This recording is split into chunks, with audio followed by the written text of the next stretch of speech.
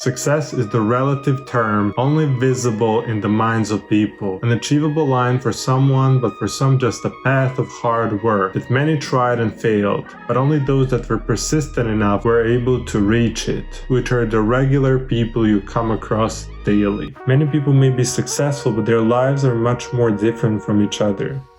While most of the people imagine athletes and pop stars, not everyone spends their time singing or training in the gym. Some people spend their time taking photos in the street. And I think I produced a tremendous amount of photographs in the time, that I worked at it, just because I was driven so hard to do it. Meet Harry Callahan, the famous photographer from Chicago. In the course of his life, Harry took over 100,000 photos. And the way he managed to do such thing is through unconsciousness. And the kind of photography I like is the kind that it's not, say, academic in the way that everybody goes, is a kind where somebody unconsciously finds out their way by photographing. Many today fail to let their thoughts on the side when they try to do something, and the reason is their inability to stop overthinking, which stops them from preserving and expecting the moment. Or like Joe Merowitz said, "One of the things I learned on the street was to trust life and to keep hands off of it." The great work only comes as a byproduct of a little bit of instinct, which is not achieved by worrying and thinking about, is my work good? That is why I admired these guys. They would spend their time taking photos and not knowing how good or bad the photo actually is.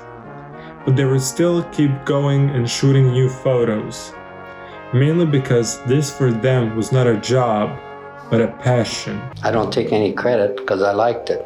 The photography for them isn't just a 9 to 5, it is much more than that. And in my opinion, it made them great.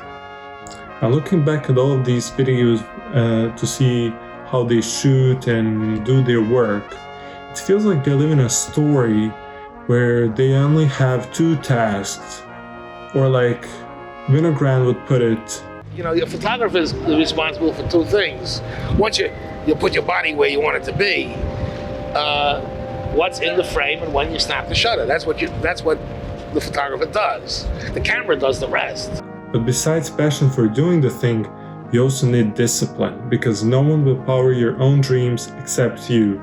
For example, Mark Cohen would spend 2 hours every day photographing strangers on the street. Or in a way that one comment best described it as, "I would end up on a community watch list if I tried this today." Clearly showing how these guys didn't sit back and think about their pictures or their work, is it good or not.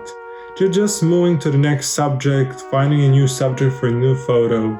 Which reminded me of something that Joe Merowitz also said. Things are good enough as they are. There's no reason to tamper with them. Sometimes you'll make more by doing less. Your only job is to let yourself slowly create, trusting the process where you can endeavor your talent into an unthinkable depth, where logic can take us far away from it. So if you don't understand by this time, you should be focusing more on how you perceive rather than how you see. You are the medium, more so than the film is, because all those experiences have to pass through you first to land on that film. Which brought us to the end of this video. For this very end, I just want to add this, that writing, filming, creating are not part of your logic, they're part of your brain, your soul, which cannot be filmed with any kind of a machine. It can only be seen through your work. So stay safe and see you in the next video.